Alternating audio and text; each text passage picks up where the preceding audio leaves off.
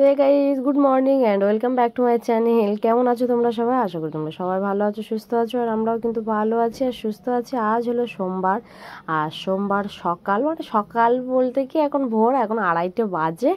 আর এখন কিন্তু বেরিয়ে গেছি, যেহেতু আজকে শ্রাবণের শেষ সোমবার, বাবার মাথায় জল ঢালতে যাব। আর জানতাম যে আজকে ভিড় হবে, কিন্তু এতটা ভিড় হবে সেটা জানতাম না।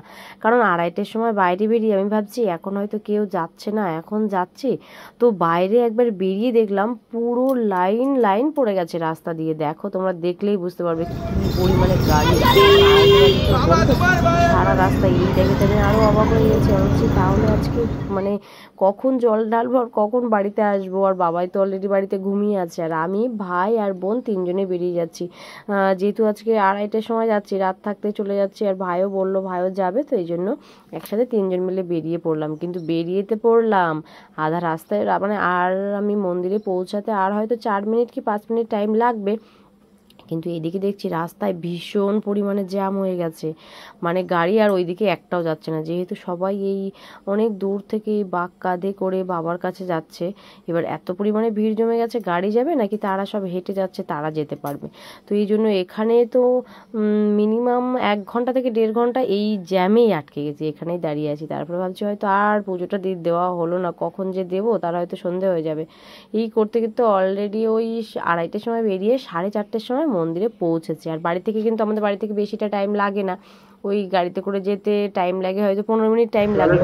তো তারপরে দেখো এখন কিন্তু সকাল হয়ে গেছে, মানে ওই 4:45 মতো আছে, একটুখানি আলো আলো মতো হয়ে গেছে। লাইনে দাঁড়িয়েছি, তো আমাদের সামনের লাইন কুপন দিয়ে গেছে। সামনের লাইনে ছিল আমাদের মানে কুপন নাম্বার ছিল 3072। তো বুঝতেই পারছো কতটা পরিমাণে লাইন। আর আমরা কিন্তু এখানে ছিলাম না, দেখো এই সাইড দিয়ে ওই দিক দিয়ে পুরোটা একদম মন্দির পর্যন্ত লাইন ছিল। তো অনেকটা পিছনে ছিলাম, তার থেকে যে এগিয়ে আসতে পেরেছি। কিন্তু আগের সোমবারে এসেছিলাম না, তৃতীয় সোমবারে, ওই দিন কিন্তু লাইনটা বেশ তাড়াতাড়ি এগোচ্ছিল, কিন্তু আজকে লাইনটা একদমই এগোচ্ছে না, ধীরে ধীরে যাচ্ছে। আর যেহেতু সবাই বাঁক কাঁধে করে এসছে, তারাও সব আলাদা সাইড থেকে গিয়ে জল ঢালছে, এই জন্য লাইনটা সেভাবে তাড়াতাড়ি এগোচ্ছে না। তো তারপরে যত তো বাবার এখানে পৌঁছে গেলাম। আর পৌঁছে গিয়ে ভাইকে একটু লাইনে দাঁড় করিয়ে রেখেছিলাম, আর আমি বোন কিছু কেনাকাটা ছিল সেগুলো একটু করে নিচ্ছিলাম। আর এত পরিমাণে রোদ উঠেছে, আগের দিনের ওয়েদারটা তো খুবই ভালো ছিল, আর আজকে এত রোদ উঠেছে যে ওখানে দাঁড়ানোই যাচ্ছে না লাইনে।